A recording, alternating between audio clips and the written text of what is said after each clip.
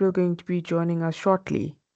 Yes, he'll be joining shortly. Yeah, he'll be joining shortly. Yeah. Okay, Yes, thank perfect. you. We are so honored to have this workshop co-presented by Mr. Sani and Dr. Gabriel Monera, and we want to thank our presenters for their effort in preparing and giving this presentation. But before we start with today's workshop, I would like to go over some housekeeping rules. You may or may have not have heard this previously. So firstly, if you have any questions during the presentation, you can raise your virtual hand. I will then enable your mic. You can unmute your mic and then ask your question. If you're feeling a little shy and you don't want to speak, you can also just type your question in the chat box. I will then alert the presenter, or in this case, presenters, to the question. It is at this time I'm going to pause to ask Lawrence, would you prefer a more interactive session or do you want the questions at the end? We can do open a discussion at the end of the session. That would be good. All right. Okay, Yes. perfect. So like I mentioned previously, that the session is recorded. The presentation slides will be requested from our presenters today. So the slides and the recording will be uploaded to the Moodle communities as well as the RCDMS system. And finally, and more importantly, I will be putting up a feedback survey in the chat. And this is because we would like to understand if this workshop was helpful and going forward, how we can improve our offerings. It also ensures that you receive a certificate of attendance. So before jumping into our workshop today, I just want to go over something that we've introduced. It's called the RCD Management System, in short, RCDMS, and it is here to streamline your research journey. So we're moving over from Moodle to RCDMS. And how you access this, you would log into ULink, navigate and click on the Services tab, and navigate and click on the RCDMS tab, and then thereafter you can register. Two things to note, however, please register using your UJ email address. And secondly, have a soft copy of your proof of registration because this is one of the things that is required for your registration. So I am now going to introduce our presenters for today. We have two, and I'm we have Dr. Gabriel Monera and Mr. Lawrence Asani. Dr. Gabriel Monera holds a PhD in Economic and Management Sciences, International Trade, and has over a decade of teaching experience. He has published widely in accredited journals and book chapters and serves as a peer review for leading journals. A recipient of multiple academic awards, he completed his postdoctoral fellowship at UJ and currently works here at the RCD as a specialist, supporting postgraduate students in academic writing and publications. His research interests include trade policy, export promotion, globalization, FDI, regional integration, market accessibility, and 4IR trade related issues. This workshop is co-presented by Mr. Lawrence Asani, and he is a master's graduate in public management, governance, and public policy. Mr. Asani is currently a member of the RCD unit here at the Postgraduate School, where he contributes to advancing postgraduate research excellence. He has served as a mentor in the School of Public Management, a student assistant in the Faculty of Humanities, a data capture in the Corporate Governance Division, and an event organizer in Doha, Qatar. Um, Also, Mr. Asani brings extensive experience in strategic planning, academic mentoring, administration, data management, and research. He is committed, He is a committed academic professional with, with expertise in assessment, evaluation, and regulatory compliance, dedicated to upholding educational standards and promoting student success. Without further ado, I would like to hand over to our presenters for today. Um, Mr. Asani. Yes, thank you so much, Miss Andrea, for giving me this opportunity, and thank you so much for the introduction. Please allow me to share my slides. Okay, can go ahead.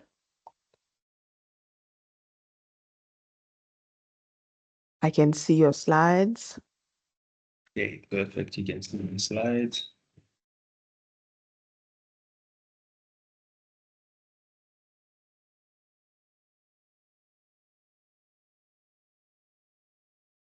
Yes. Okay, you can see my slides, right? Yes, yes.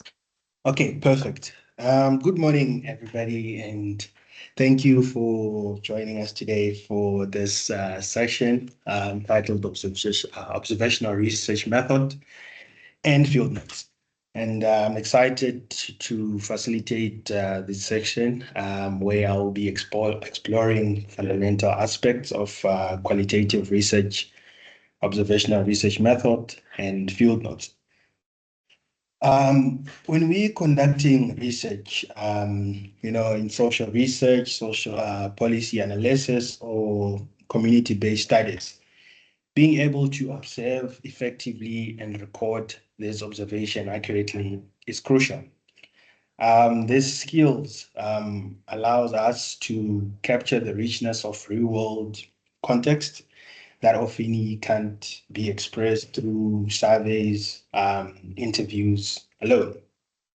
So by the end of this session, I like everybody to, kind of have a solid understanding of what observational research involves, the different types of observational strategies, how to take clear notes, useful field notes, as well as practical tips and organizing and analyzing those notes. Before we dive into this session, you know, I'd like for you to think about a time where you've observed something in public or at a taxi rank, a clinic, can be a classroom, and just think about what stood out for you and what did you notice first, what kind of critical attention we build, in observational research. So today, as you can see there, I've put out my presentation outline. So my presentation outline is, see, they will be discussing the introduction and key terms, introduction to observational research, why use observational research, the types of observation research, strength and limitation of observing research, introduction to field notes, components of field notes, the best practices, strengths and limitations. Then we compare this observational research and field notes to other methods and designs, and also have ethical considerations. And from therefore, we'll conclude and we'll have an open discussion. You know, so let's begin by defining what we mean by observational research and how it fits within the broader landscape of qualitative methods. So I'll take you through today's, this presentation, the introductions and the key terms. So observational research method, these are qualitative approaches that involve systematically watching, listening to, and recording behaviors and interactions as they occur in a natural setting. So what do we mean by a natural setting? So in natural setting, as I've mentioned in the beginning, that it can be in a classroom, it can be a clinic, it can be in a textbook, where we look at a setting and we go there and we observe, we try to understand what is going on in that type of setting. So this method are particularly valuable for gaining in-depth insights into social processes, cultural practices, and contextual factors that may not be accessible through other research techniques. Central to observational research is the practice of maintaining detailed field notes, which serves as a critical tool for capturing both descriptive and reflective information during the observation process. These notes not only document observed phenomena, but also support rigorous analysis and interpretation of the data. So when we are doing observational research, we have people that are called ethnographers. So ethnographers is somebody who studies and writes about different human culture. They learn about how people live, what they believe, their customs, by spending time with them and observing closely. As I've mentioned that in a natural setting, in observational research, as an ethnographer, is somebody who comes there and you observe in that research setting. You observe, you learn about the human culture, their behavior, while you also take notes. So that's how observation and field notes go hand in hand together. As I've mentioned, ethnographers studies and writes about different human cultures and behaviors. Key points about ethnographers and what they do. They focus on culture. They're interested in traditions, values, and everyday life of different groups of people. Qualitative research, they collect detailed information by talking to people, watching how they behave, and sometimes joining in the activities. Because when you observe, when you join in, when you interact in what people are doing, you become more involved in that type of setting. Then you can be able to learn what behaviors are going on within that setup, within that natural setup. Then we also have immersion and balance. Ethnographers live with people, they study, they understand the cultural world, but they also try to stay fair and not to get involved emotionally. So you mustn't also involve emotions in this type of observational research method. Big picture understanding. What do you mean by big picture understanding? Their goal is to get a full, clear picture of how a group of people live and interact. And the last one there is describing and sharing. After studying, they write down their findings in detailed reports called ethnographies. An introduction to observational research. This is kind of like a synopsis, since we've already introduced observational research. So observational research is when researchers watch, as I've mentioned in the beginning, what happens in natural without trying to change anything. A qualitative method involves systematic watching, listening, and recording.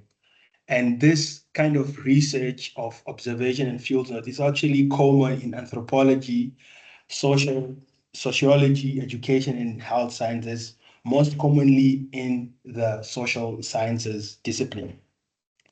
Allows researchers to study life, real life behaviors in a natural settings, as I've stated in the beginning, that you learn, you go and in a natural setting and you observe what people are doing, what kind of behaviors can you pick up, and from those behaviors that you pick up there, this also allows you to report on that contextual understanding, on that contextual settings that you see when you observe in that type of setup. Why use observational research? We use observational research to understand phenomena that participants may not verbalize, capture social interactions, body language, and ritual routines, study sensitive or complex topics with reduced social desirability bias, real behaviors. As I've mentioned, it shows how people act naturally, not just what they say or what they do, but how they act. Non-intrusive, intrusive, especially in non-participant observation. The research doesn't interrupt the setting. Context-rich observation include the environment, body language, and interaction, which helps understand the full picture. So observational research is then employed to gain a rich first-hand understanding of behaviors and interactions. And also this allows the researcher to study the phenomena without interfering. Observation can also review the patterns as you're observing it reviews the patterns themselves, it reviews the patterns of the participants themselves that they may not be aware of or unable to articulate, making it valuable tool for you as a researcher to report on such explanatory or interpretive research. Types of observational research. So we do have what we call a participant observation, where the researcher is part of the group being studied, builds insider understanding. Then we also have what we call the overt or the covert. Then we have what we call the non-participant observation, which is the researcher remains an outsider. You are in the process of finding or observing, but you remain an outsider. You are not much interacting with the people. Less disruptives and more objectives. So your goal there is to be more objective. You're not participating in that setup, but you're trying to find a common goal. You're trying to be objectives to learn how these people in this type of setup, what are they doing? Then we have a structured observation. It's based on predetermined checklists. It's ideal for counting frequency of behaviors, suitable for mixed method research. And an example can be a researcher observes how often student raises their hands in a class. This can be part of a structured observation. Then we have an unstructured observation, which is open-minded, exploratory, captures nuances and behaviors and interactions. An example can be a researcher watches how students interact during free play to understand a group behavior. Then we have what we call a naturalistic observation, which is conducted in a natural environment, e.g., for example, homes, schools, or within the streets. And it is also a high ecological validity. Lastly, there we have what is called a controlled observation, which is conducted in labs or artificial settings. Variables can be manipulated. Variables can be manipulated there in that type of settings. So when it comes to such, as I've mentioned, that we have also the covert and the overt observation. So these types of observation, covert subjects are unaware that they are being observed. So in an overt, subjects that are not aware. So this reduces or raises ethical, concerns. Then it comes to overt, participants are involved, and this can simply change the behavior or the influence by the participants because the participants are being observed. So when you observe participants or when you tell them that you are being watched, their behavior changes as a participant. His or her behavior changes in a setup. Unlike when the participants are not being observed or they're not being told that they are being observed, then they act naturally as a person. You just go in that setup and you act naturally. Then you can be able to get the real natural setup or the real natural instincts of that particular person. Then we have the limitations and strengths of observational research. The limitations can include Observer can be biased, which means the researcher's opinions or expectations can affect what they notice or record. Then we have what we call the Hawthorne effect. People may act differently if they know they are being watched, as I've mentioned. If they are being watched, which is the overt effect, Hawthorne effect, people act differently when they are being watched, unlike when they are not being told that they are being watched. Then we have missed details. It's hard to observe everything, especially in a busy setting.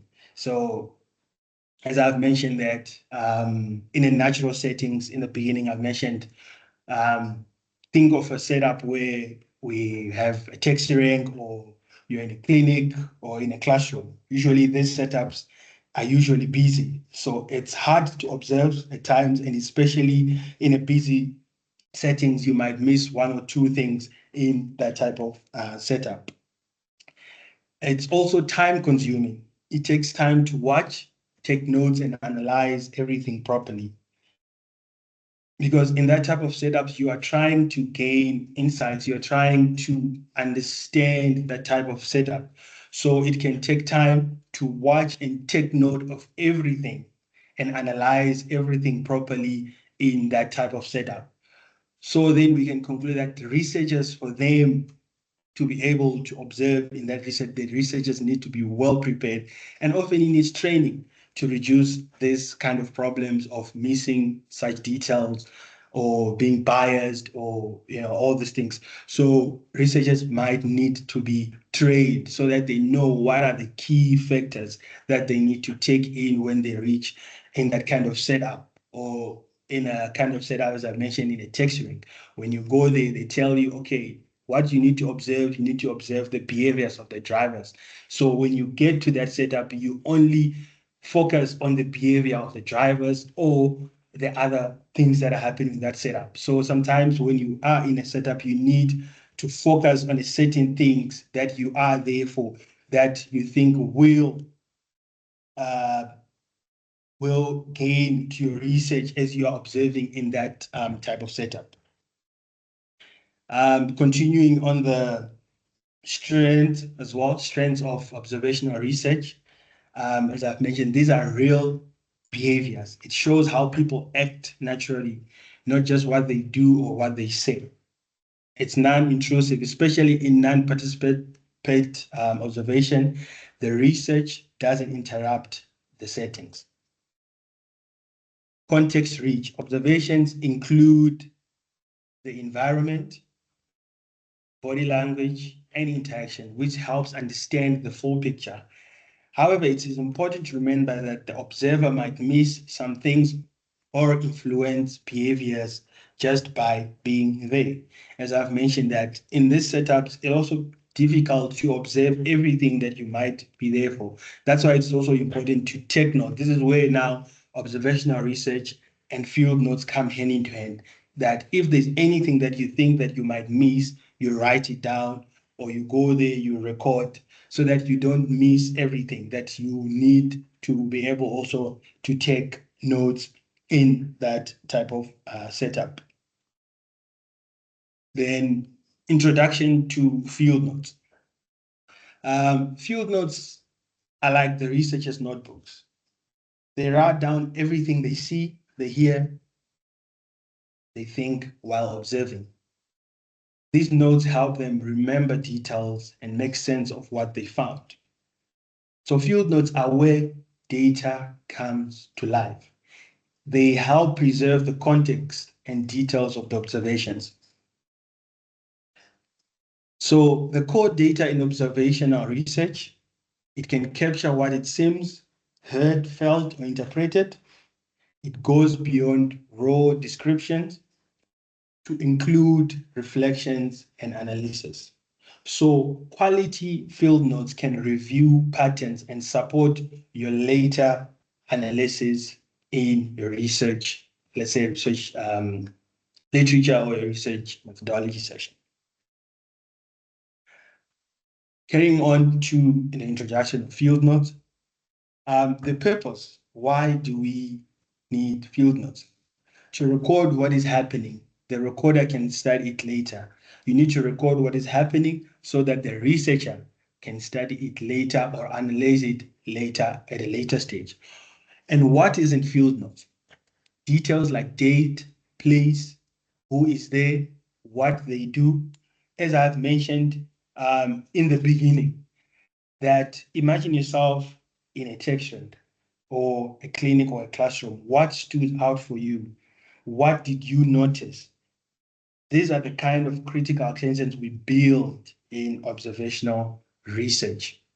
So the researcher's own thoughts, questions, and ideas, possible meanings or guesses about what is happening.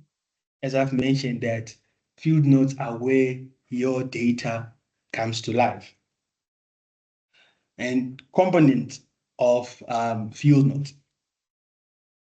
the types and components. We have what we call the descriptive notes, what happened, facts, settings, and dialogues. Details of what has been seen, what has been heard, what are the experiences. In an example, the teacher enters the room at 9:05 and greeted students warmly. This is what have happened. This is what was experienced. The teacher entering the class at a certain time and greeting the students warmly. Then we have reflective notes, personal insights, questions, feelings, reactions, interpretations. For example, I sensed tension between the staff members, possibly due to the upcoming inspection. So you just reflect, you must just reflect, or that there is tension between. So that is type of reflective. Personal insights, questions, feelings. It's just a feeling that you thought maybe there might be tension. So it's important to distinguish between what you observe and what you infer. Then we have methodological notes. It issues in data collection or decisions made. Theoretical notes, hypotheses or ideas linked to existing theories. Then lastly, we have what we call jotted notes, which is short, real-time notes expanded later, which are jotted notes can be brief, quick notes made during an observation. And how they are taken, they can be taken and written hand, typed, or even recorded or videos. As I've mentioned, that it's impossible sometimes to take in everything that is happening in an observation or in a setup. So you jot down some of the things, you record some of the things, you type some of the things, just to ensure that you get the grasp or you get everything that is happening in that type of setup. So usually done during or right after the observation. The best practices of field notes. Timeliness matters. Write while the memory is fresh. This is important in best practices. So you need to write while the memory is still fresh. Best practices, effective field notes are essential to the integrity and usefulness of the observational research. Best practices include writing notes as soon as possible after the observation to ensure accuracy and detail while the memory is fresh. As I've mentioned, that you need to ensure that your memory is fresh. You need to be there. You need to be involved in that setup so that you can write effective notes that you would use in your data analysis stage. Field notes should include both descriptive content, such as settings, actions, conversations, and behaviors, and reflect content which captures the researcher's thoughts, questions, and interpretations.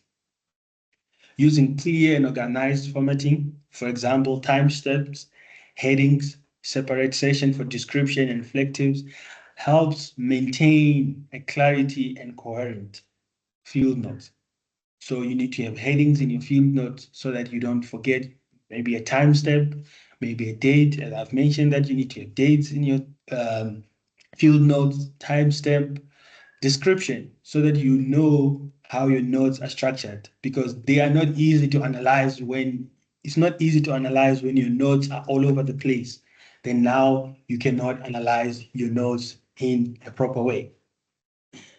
It is also important to remain objective in descriptions while acknowledging one's own positionality and potential biases.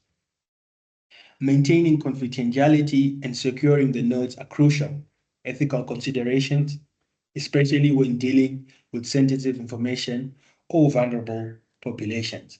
So that's why we all have ethical considerations or ethical clearance within our researches.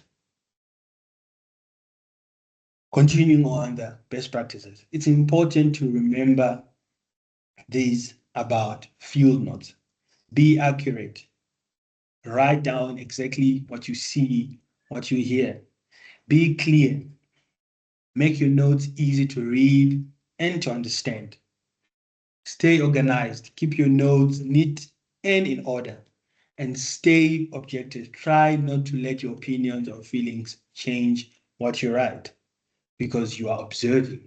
This is not about feelings. You are trying to observe. You write what you are seeing in that type of setup.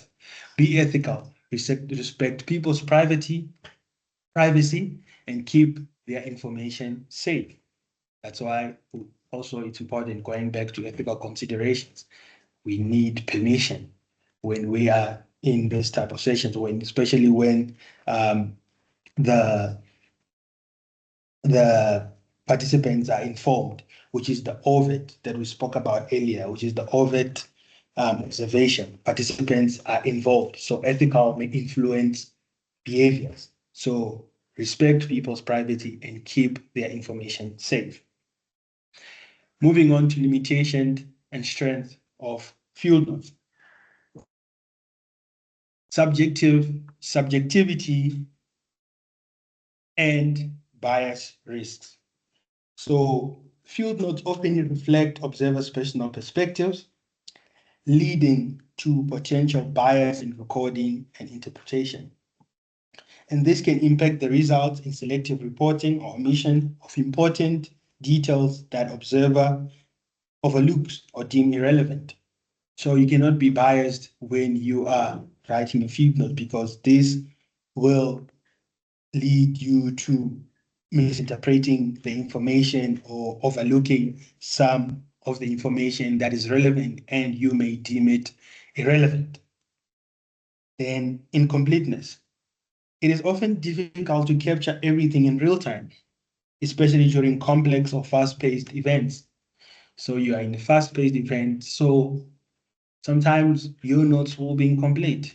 You will have notes that are missing. That's why, as I mentioned in the beginning, we show that some of the things are being recorded, maybe on your video, or some of the things you are writing them, some of the things you are typing them, and you also in discussion with the people as you're observing, so that you don't forget in the type of setup, so that you do not have incomplete notes. It is time consuming and labor intensive. What do you mean by time consuming? Taking details, thorough notes during or after observation takes a lot of time. It does take a lot of time. This can limit the amount of data that you can collect in one session or increase the workload post observation. Because if you write quite a lot of notes, if you have recordings, then all that has to be now put up in a proper manner, in a more organized manner, because usually field notes are not much organized. You take them here and there, you are writing, you have a date here on this note, you have a heading here, you have this and that.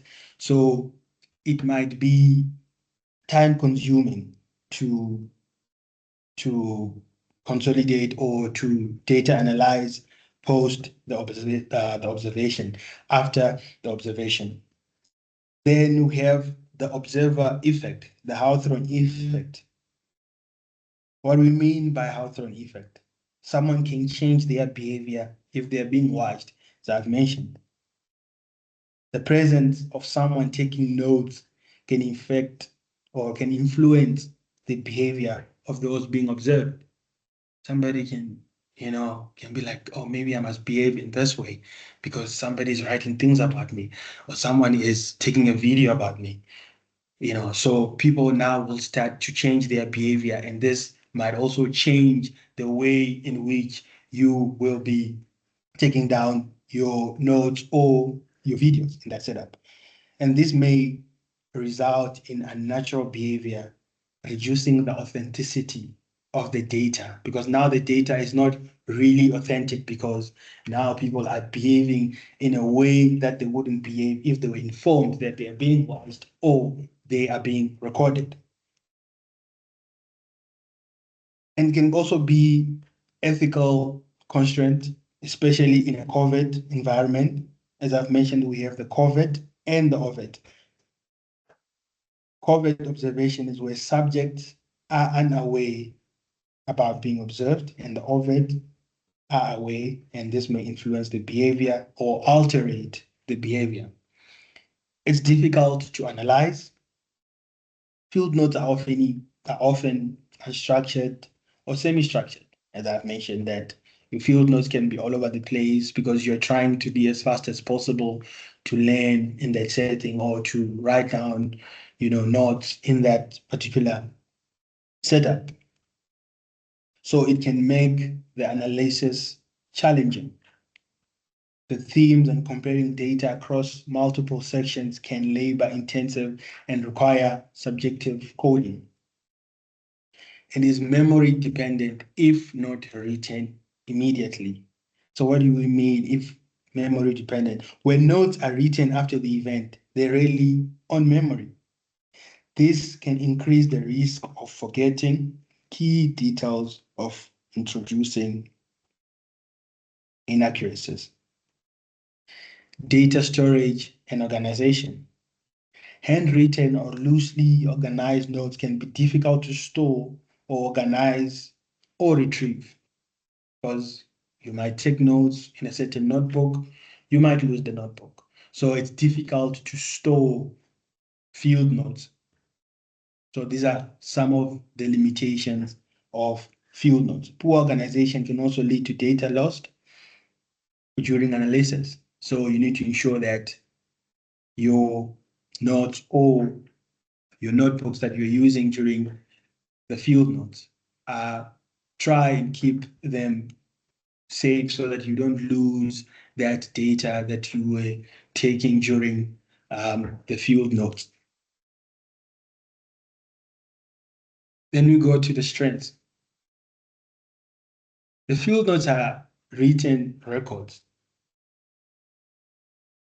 Researchers make while observing something. You observe, you write notes. These notes can include these of what you see, as we mentioned, what you've heard. Why are they important? They help the researcher remember what happened. They provide rich, detailed information that might not be captured by a video or audio recording.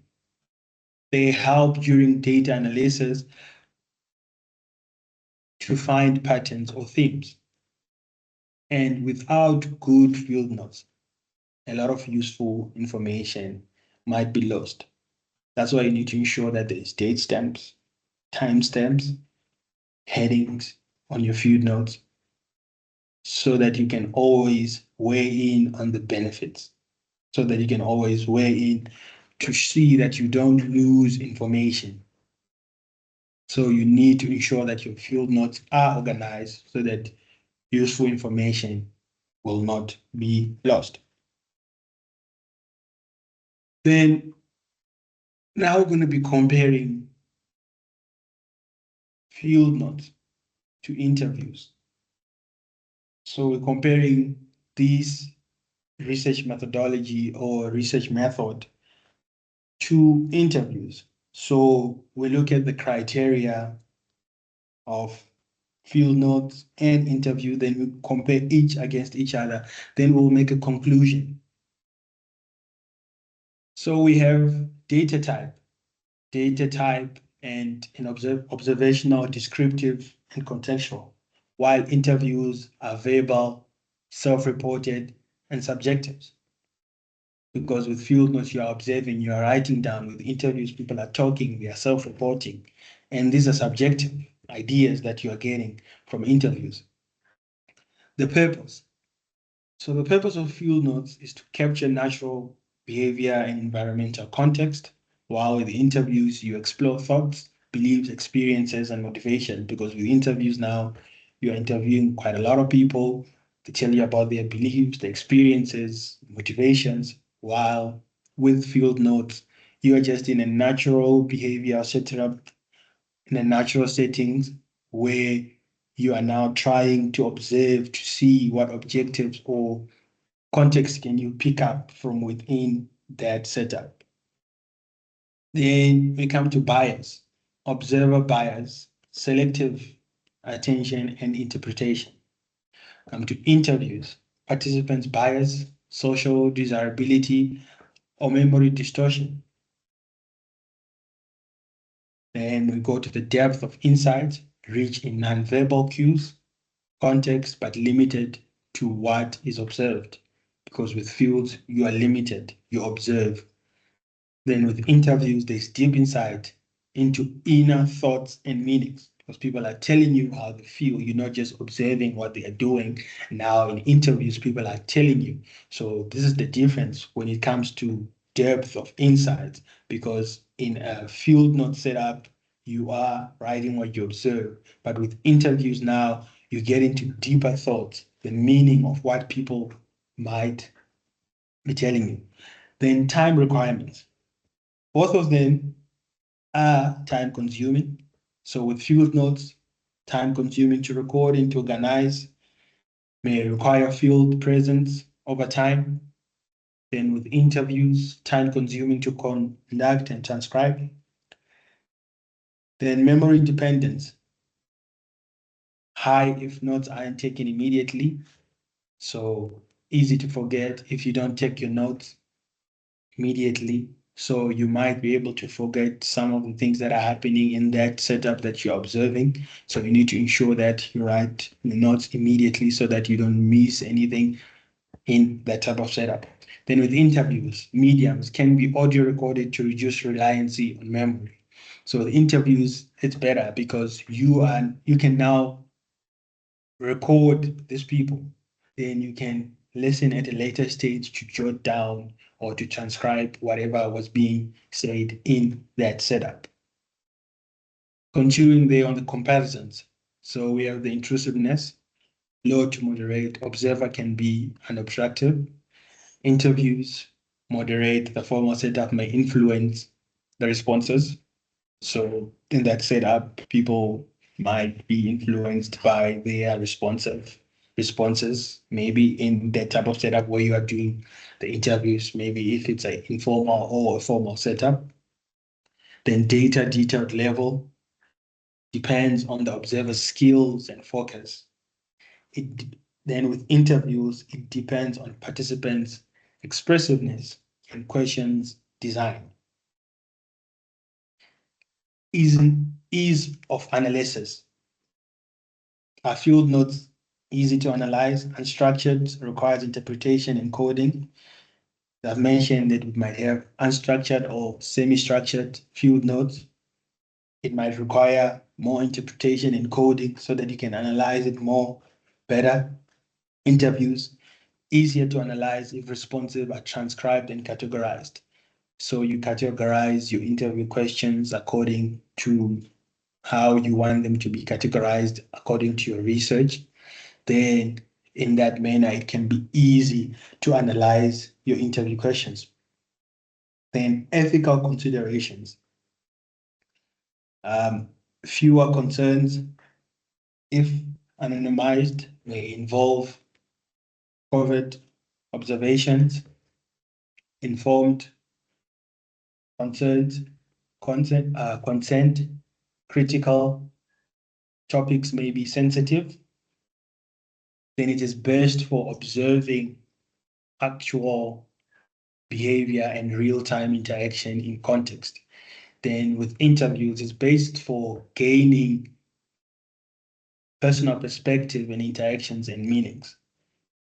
So with field notes, if you want to observe and gain best time interactions in real time, then it's best to use field notes. Then if you want to gain personal perspective, interactions and meanings, then it's best to use interviews. then in that sense, we can now conclude and say field notes and interviews can play distinct but complementary roles in qualitative research. So they play different roles, but the complementary roles in qualitative research. So field notes excel at capturing real-time behaviors, environmental context, non-verbal cues through they are subject to observed bias and can be incomplete. While with interviews, they provide deeper insights into participants through the feelings, the motivations, but rely on self-reporting that may be influenced by the social desirability or the memory limitations of that person in that setup. So it might depend with the type of setup. It can be in formal and informal setup. So combining both methods can offer a richer, more balanced understanding by offsetting the weaknesses of one with the strength of the other. As I've mentioned, if we go back on the previous slide, we said now we're saying that combining both methods can offer a richer. So if you want to observe best for the last point, which says best for observing real-time behavior. So if you want to observe real-time behaviors, you can use both field notes. And if you want to gain personal perspectives, then you can also use interviews. So if you use both together, then they can give you a method that is richer, more balanced understanding, which the other weakness and the other strength can offset each other there. Then, as I've said, the best for capturing real-time natural observation in context, limitation, prone to subjectivity, field notes, memory bias, and incompleteness. So in conclusion, we can say field notes are valuable for recording contextual and behavioral cues, but should not be solely relied upon for complete or objective data. Then moving on to interviews. It's best for understanding personal experiences, beliefs, motivations, limitations. It's limited to capturing actual behaviors and relies heavily upon participants' honesty and memory because you're not sure what somebody can say in an interview setup. They can lie, so this can bring it back to honesty, and they might forget certain things, then this brings back to memory. So these are some of the limitations that we can have in an interview setup. So concluding, we can say conclusion, interviews are ideal for exploring meanings and perspective, but they must be complemented by observational data to validate self-reports. And continuing with comparisons, so we can now conclude that both the field notes, the interviews, they provide a context and researcher insights. As I stated there, take a note, no single method is universally superior. That's why we have mixed method. That's why we have qualitative, quantitative. All this can work hand in hand. So field notes provide context and richer insights, while interviews provide depth of understanding. So using a combination of method, this triangulation enhances the data quality by balancing weaknesses and strengthening the validity of richness of the finding. As I've mentioned, that if you combine both methods, this can offer a rich and a more balanced understanding where the weaknesses and the strengthening, the weakness, one of each weakness and one of the strength can now assert or can bring a richness or to your findings. Moving on to ethical considerations, there, as we mentioned, that we have informed consent, explanation, clear explanation, and study purpose and data use. So you need to inform the participants about the clear explanation of study purpose and data use, confidentiality, anonymized data storage and reporting, voluntary participants, and everyone who is within doing research, or if you ask somebody to do interviews or ask them to you in a setup, they need to ensure that they can withdraw at any time. If they don't feel comfortable in that setup, somebody has the right to withdraw at any time. And data protection, secure storage and encrypted data sets, and avoid harm or disruption to participants in a setup. Avoid harm, as you have asked these participants to be involved in your research. Acknowledge observers' bias and positionality. So ethical consideration might vary. If it's a COVID situation where subjects are unaware, then ethical considerations might not be in the context. But if the participants are involved, there need to be a clear explanation of the study purpose and data use. Moving on to conclusions as we're wrapping up. In conclusions, observation is a powerful research method that provides valuable insights into behavior within real-world context, capturing the complexities of natural settings, while field notes serve as a of data analysis, offering a detailed and structured account of both what is observed and how it is interpreted. To ensure the credibility of integrity and observational research, ethical consideration, reflexivity, and methodological rigor must be upheld through the process. Ultimately, the type, the structure of both the observation and the field note should be carefully chosen to align with the specific goals and context of the research. So to wrap up, we can say observational research is invaluable for understanding and lived experiences. It requires attention to detail, ethics, and critical self-reflection. While field notes are more than records, they are your companion. So use them wisely and ethically. In that regard, thank you so much. I hope you have enjoyed this session, and I hope you have taken away a few points there that you will integrate into your research.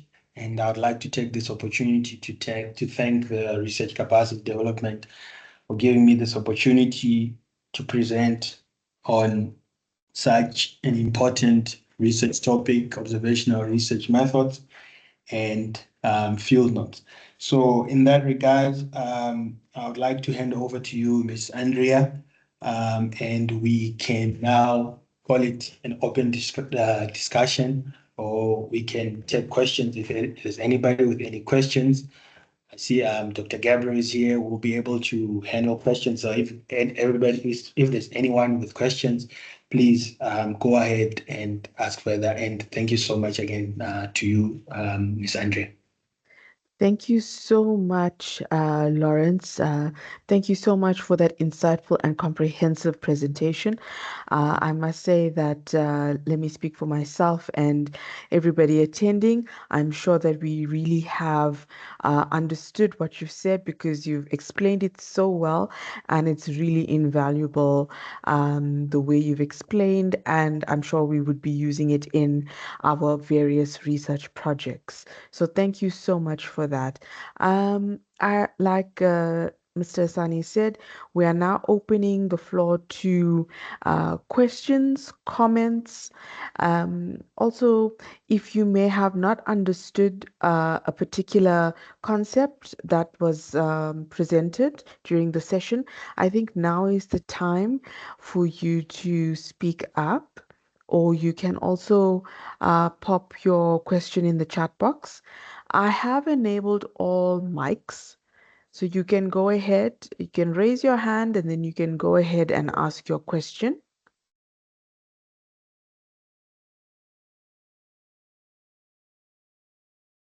All right. Um, while everybody is still thinking about their questions, I just want to alert you that I have posted the feedback survey in the chat. So please make sure that you fill that survey out to get your certificate of attendance. And yeah, I think we're still thinking about questions, comments, or suggestions.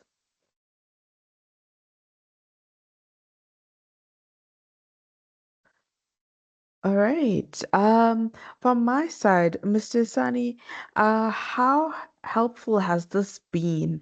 These observational research methods and field notes, how helpful has it been in your research, with your masters? Okay. Thank you so much, Ms. Andrea, for that question. So in my research, I used more of quantitative study, Mm-hmm. but I used much more quantitative study, so I didn't use more qualitative study. But as I've mentioned, that with observational research, it captures real world behaviors. So also I could say that in my research, I had government governance indicators where I had to analyze on governance indicators because my research was based on good governance and economic development. So this also helped me in the use of, to validate um, other data. It was also helped me to identify patterns and to generate deeper understanding of my study. So I would say that, with this observational research, it didn't really dwell much of my research, but it was useful as I used it more in my literature review, where article where I dwelled more into the African governance and the governance indicators. So I could say maybe that's how maybe observational research method came a bit into part of my research. Thank you. Thank you so much for that, Mr. Sani. All right, I think we're still just waiting for questions. I don't see anything in the chat currently. Um, so I if you have guess any, the presentation was clear because you don't see any questions. yes, definitely. I think extremely clear and very well spoken, I must say. So I can't see any hands or any questions. Yeah, Miss Andrea, Yes. I just wanted to say well done to Mr. Asani. I think the presentation, it was very clear. And in one way or the other, no matter what kind of research design you are following, this we write notes in one form or the other. You have to make, even if it's quantitative research, that is where you're using secondary data, you still have to make sense of that data. But as the name suggests, it's field research, so which means these are notes that you make when you're in the field, collecting sort of primary data. But we do make notes, we do make sense of the data. And when you are doing a survey-based study, they are very useful. Yeah, even also, qualitative research designs as well.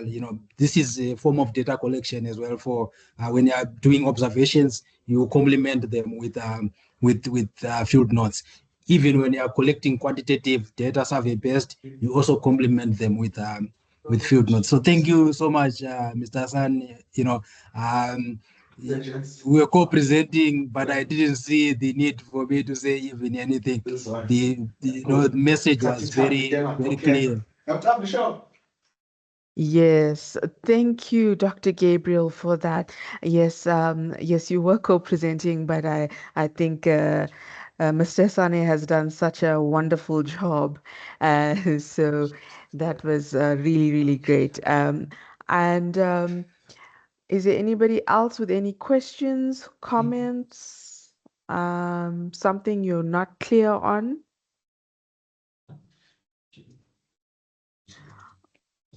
All right. So from my side, I'd just like to say thank you so much to the Research Capacity Development Unit for giving me this opportunity again to facilitate this workshop on observational research and field notes.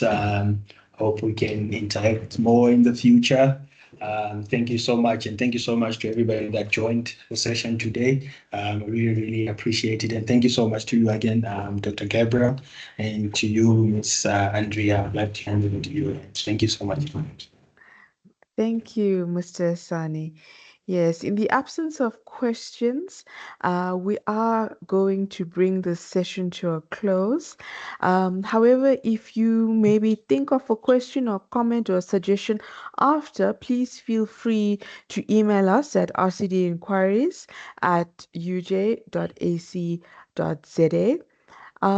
Also, if you would like us to cover a specific topic or theme, maybe you've looked at our workshops, our previous workshops that we've hosted so far this year, and you haven't seen something in particular, and you would like the RCD to maybe cover that, we are more than welcome to accommodate that. Please email us, and we will definitely discuss internally and try and accommodate a specific topic that you have indicated. And with that, I just want to bring the session to a close. Thank you so much, Mr. Sani, for your time and your assistance and your support. Dr. Gabriel, thank you as well so much for your support and your time. Today has just shown how well Mr. Asani delivers these sessions or facilitates these workshops.